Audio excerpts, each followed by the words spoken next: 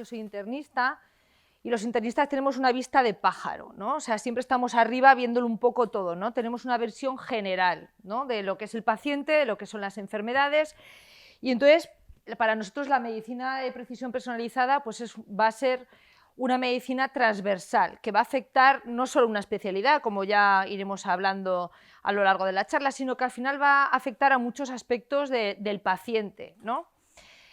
Probablemente repita algunos conceptos que ya se han dicho, le abra la puerta a mi compañero que viene después para que os explique el tratamiento de las dislipemias y hipercolesterolemia, pero quiero recordar que en el año 2000, y si no, María José que me corrija, igual que cuando la prehistoria, cuando le dieron a las piedras se creó el fuego, esto ha creado un hito en la historia de la humanidad. Esto ha sido un cambio totalmente de paradigma, pero ya no solo a nivel de la medicina, sino también a nivel de la humanidad, ¿no? Que fue con el año 2000, pero en el año 2001 se publicó en estas dos revistas, en Nature y en Science, que son las dos revistas, por así decirlo, las Biblias de la ciencia, ¿no? O sea, quien llega a publicar allí, pues, bueno, pues nos tenemos que arrodillar a él, ¿no? Así de verdad, María José. Cuando se publicó, pues, que el genoma humano se había secuenciado.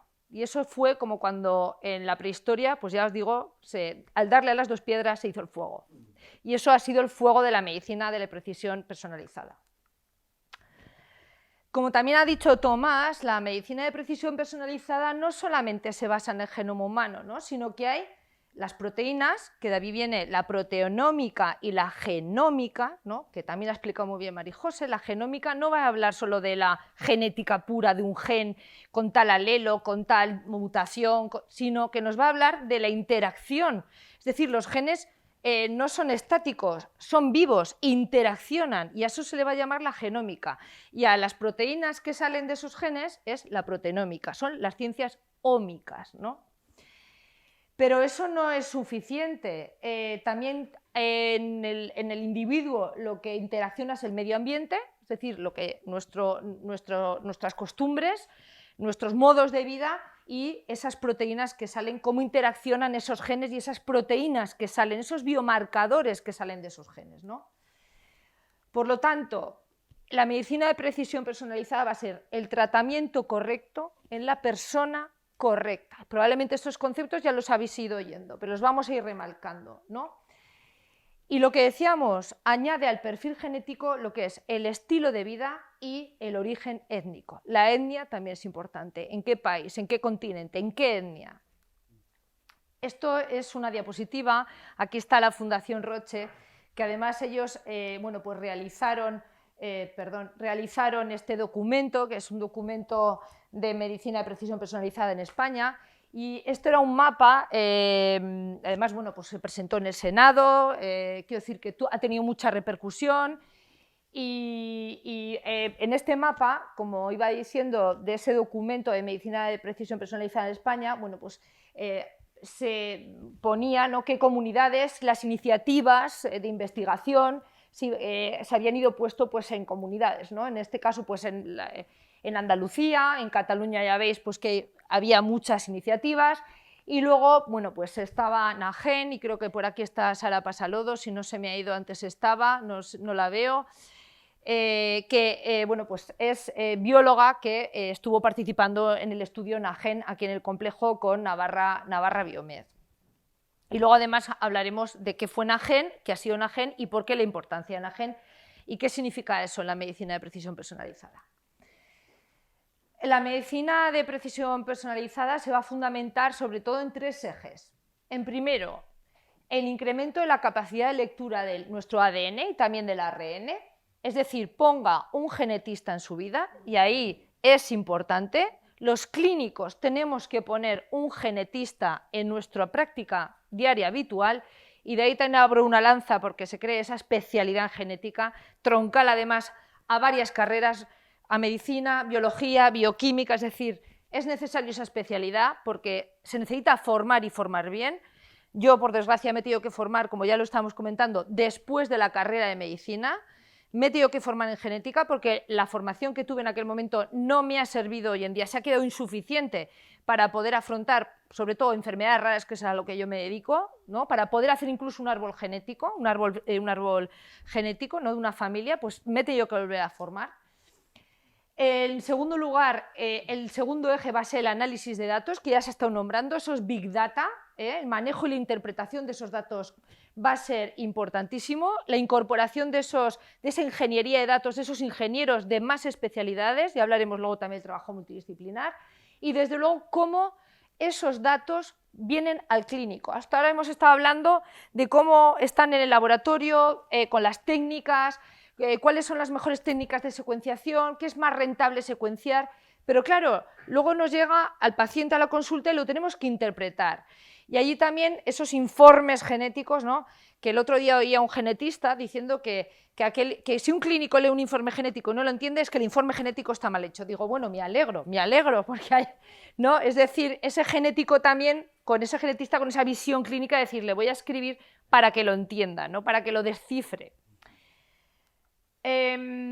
Los profesionales de medicina y de medicina interna, bueno, en este caso de toda la medicina, pues deben interpretar esos resultados de las pruebas genéticas. Es decir, un paciente no va a ser una prueba, un test genético andante, tenemos que saber interpretarlos, ¿vale? Y eso nos va a ayudar, como ya ha dicho María José también, para enfocar el tratamiento y la prevención, como ha dicho también la doctora Vera, ¿no? Ruth, es decir, en el cáncer igual es más importante prevenir que tratar y es más costo efectivo, y ahí también nos va a ayudar la genética y la MPP.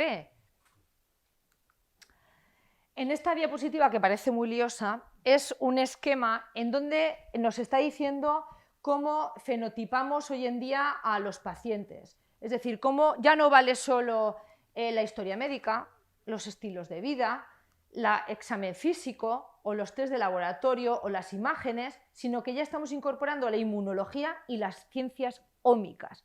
El fenotipo de un paciente ya no solo nos lo va a dar su exploración física, las placas que le hagamos, las analíticas, no, el fenotipo de un paciente ya nos lo va a dar la genómica, la proteonómica, de sus biomarcadores, sus delecciones, sus mutaciones genéticas, y todo eso se incorpora en unos Big Data y eso nos va a hacer que tengamos unos datos en una mina, que los podemos ir sacando. ¿Para qué? Para hacer modelos de diagnóstico y de pronóstico y para hacer modelos de tratamiento y predictivos, ¿de acuerdo? También parece muy liosa, pero con esta diapositiva, ¿qué es lo que quiero decir?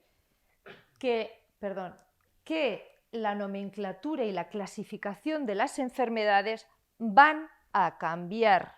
La clasificación clásica de enfermedades del metabolismo, enfermedades, lo que ha dicho la doctora Vera, ¿no? Es decir, ya no vale cáncer de pulmón, cáncer de colon, sino que nos estamos encontrando las enfermedades de forma, ellos ya han dicho, ¿no? Que nosotros nos dividimos por comités, por órganos casi.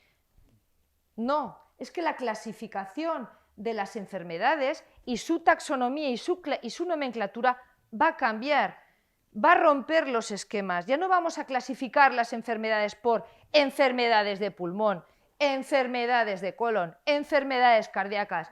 No.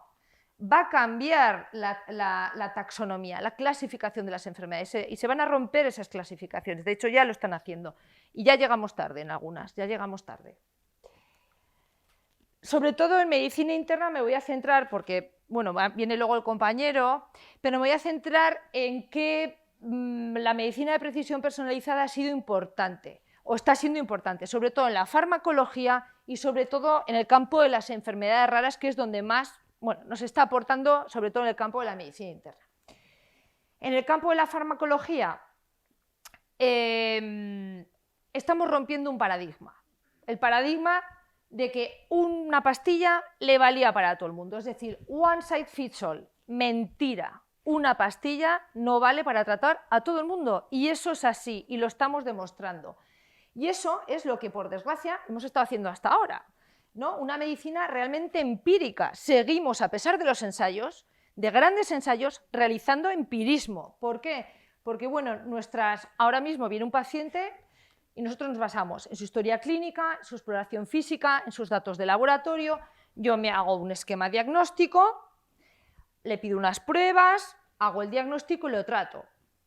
¿Y lo trato en base a qué? Pues en experiencias pasadas en pacientes similares, ¿vale? En experiencias pasadas en pacientes similares. Pero aquí hay un cambio de paradigma. Cuando yo trato a un paciente, a todos con el mismo tratamiento, luego hablarán del colesterol y luego hablaremos también, le pongo un hipolipemiante, le pongo una estatina, resulta que tengo pacientes, y se han hecho ensayos para aprobar ese fármaco en millones de personas. De hecho, le pongo una estatina y tengo efectos adversos impredecibles, no deseables, y encima tengo pacientes que por mucho que les ponga esa estatina, no les baja el colesterol. Y luego lo explicará Ander muy bien por qué. Estamos todavía en la medicina empírica. ¿Qué es la medicina de precisión a nivel farmacológico? Es la medicina correcta, en el paciente correcto, en la dosis correcta y en el momento correcto. Eso es la medicina de precisión. Hablamos, las estatinas. Para obtener un beneficio en un paciente, con una estatina tengo que tratar a 50. Tengo que tratar a 50 pacientes, es decir, 49 o 50 pacientes les va a provocar un efecto adverso o no les va a hacer efecto. Pero tengo que tratar a 50 para tener uno beneficiado. ¿Eso es medicina de precisión? No. Es difícil, como dice esta frase, es difícil, can be difficult to predict who will benefit from a prescription, who will not respond at all, and who will experience negative side effects. Es decir, estamos todavía en el momento de la medicina de imprecisión. Todavía estamos dando fármacos a pacientes que no sabemos si les va a hacer efecto o si les va a producir efectos adversos. Y eso es lo que va a intentar o está intentando arreglar la MPP, la medicina de precisión personalizada. Y seguimos en la actualidad, pues haciendo mucha medicina de imprecisión. Porque miren, señores, yo aquí tengo el Abilify, que es un tratamiento para la esquizofrenia, que me dice, mire, usted tiene que tratar a 5 pacientes para que a uno le haga efecto la medicación. Pero es que yo, si me voy al esomeprazol, que es un inhibidor de la bomba de protones y es un protector gástrico que lo utilizamos todos los días, todos, no señor, es que usted tiene que tratar a 25 pacientes para tener un efecto beneficioso. Y esto es lo que estamos haciendo hoy en día. Hoy en día seguimos con la medicina imprecisa. Y puedo hablar, pues lo mismo, del infliximab, que tenemos que tratar a 1 para que le haga efecto a 4, y puedo hablar del Enbrel, que es otro tratamiento, mejor dicho, el etanercept, es otro tratamiento utilizado para la psoriasis, que también tengo que tratar a 1, y bueno, pues aquí tenéis muchísimos más. La rosuvastatina, fijaros, que luego os va a hablar Ander de los hipolipemiantes. La medicina de precisión personalizada se mueve en un ecosistema, es decir, no es solo la genética, volvemos a ello, no es solo la genética, hay un ecosistema que envuelve a esa medicina de precisión personalizada. El acceso al sistema sanitario, importante, por eso la equidad en el sistema sanitario, que todos los pacientes reciban la misma atención, la equidad. No todo el mundo, a veces, en España sí, gracias a Dios, y en Navarra también, tiene acceso de la misma forma al sistema sanitario. La epigenética, como ya ha comentado Marijose, los comportamientos y la personalidad de las personas. Sí que tenemos que decir que el estrés en enfermedades autoinmunes, en oncología está por demostrar, pero en enfermedades autoinmunes se sabe que aquellos pacientes que pasan una situación de estrés brotan más fácilmente de esa enfermedad autoinmune sistémica, eso está demostrado sobre todo en los pacientes con lupus. El futuro va a ir por una monitorización wireless en el móvil, vamos a poder monitorizar a los pacientes vía digital. También las exposiciones medioambientales, los gases, los tóxicos, la contaminación medioambiental, el tabaco, la radiología, las pruebas de imagen, los biomarcadores y desde luego la genética y la genómica. Y eso todo es el ecosistema que va a envolver a esta medicina de precisión personalizada. Por lo tanto, es importante, y uno de los paradigmas de la MPP es estratificar al paciente en la farmacología, es decir, ver qué paciente va a ser capaz de responder a ese fármaco y qué paciente no. Y eso es en lo que se basa sobre todo la MPP en farmacología. ¿Cómo vamos a poder estratificar al paciente? Pues detectando biomarcadores, porque ya hemos visto que determinados biomarcadores nos van a decir si ese paciente puede responder o no a ese fármaco. Por ejemplo, ¿qué va a ocurrir?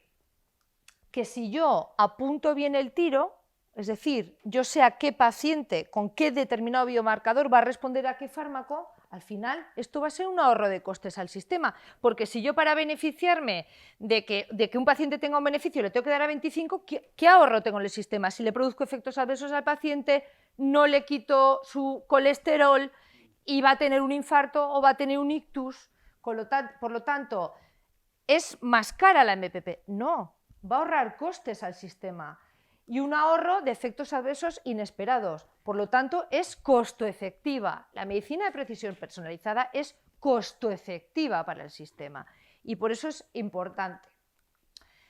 Otra de las cosas que ha hecho la medicina de precisión personalizada es cambiar los ensayos clínicos. También ha sacado esta diapositiva la doctora Vera.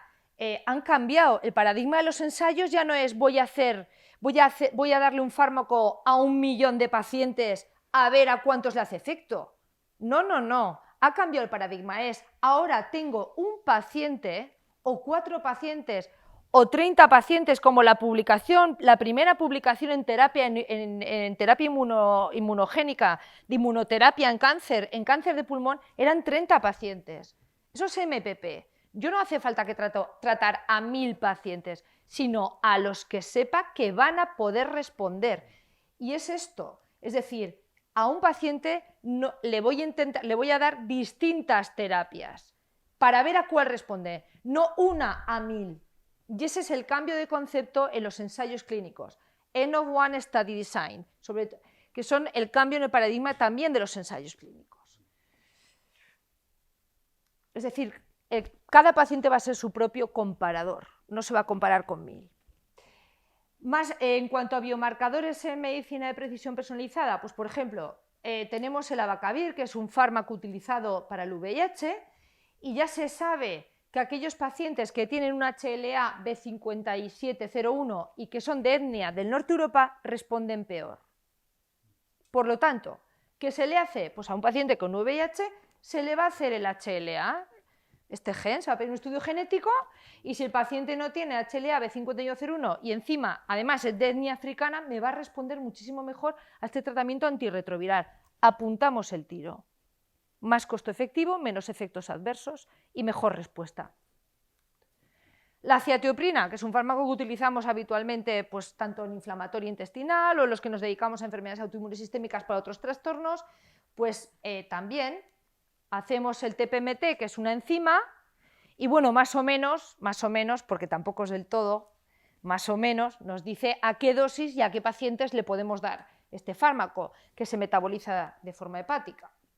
El carvedilol, un betabloqueante utilizado mucho para el tratamiento de la cardiopatía isquémica. Bueno, pues se sabe que aquellos pacientes que tienen una mutación en el CP2D6 responden peor. Responden peor. En cuanto a enfermedades raras, que es otra de las facetas que os quería contar de la medicina interna, voy a contar el caso clínico que tuvimos en una chica, un caso real que tuvimos dentro del estudio NAGEN 1000 aquí en Navarra, y que se pudo beneficiar, para que veáis el beneficio que se obtiene de una secuenciación genética, porque al final tenemos un diagnóstico, ¿no? Un diagnóstico que se estaba sospechando, pero como el sistema no hacía el estudio genético, la tuvimos que meter en el ensayo, en el estudio de NAGEN, y al final confirmarle el diagnóstico. Esta es una chica de 43 años que, bueno, pues en teoría, ella ya iba notando que le iban sentando mal pues, determinados alimentos, sobre todo la fructosa que se encuentra en determinadas frutas, ya sabéis. En el año 2005 ya la está viendo el Servicio de Medicina Interna, el Servicio de Dietética por vómitos, sobre todo asociados a la gestación. En el año 2007 tiene un segundo embarazo, el primer embarazo tiene un recién nacido sano, pero en el 2007 un segundo embarazo con un aborto a las 7 semanas. En 2008, en un tercer embarazo, que al final fue con un recién nacido a término, ella cuenta dolores abdominales, heces anaranjadas, brotes en relación con polivitamínico, con un excipiente de la sacarosa, que todos sabéis que es un azúcar. derivado de la fructosa.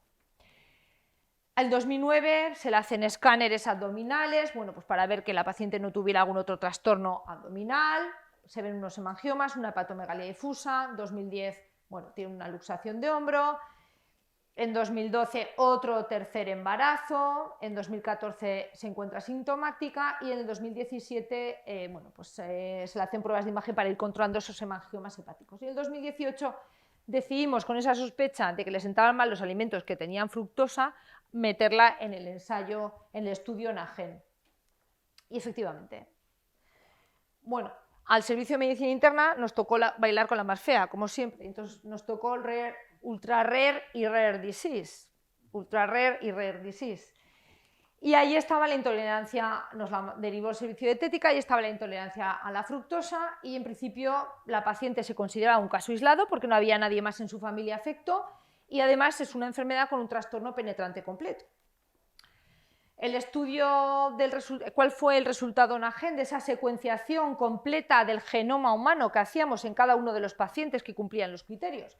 Bueno, pues identificamos efectivamente una variante del gen ALDO-B, que es esta variante, y que la diagnosticamos de intolerancia por fin de la fructosa, porque esta paciente pues estaba sin diagnosticar, o sea, se sospechaba, pero no se sabía.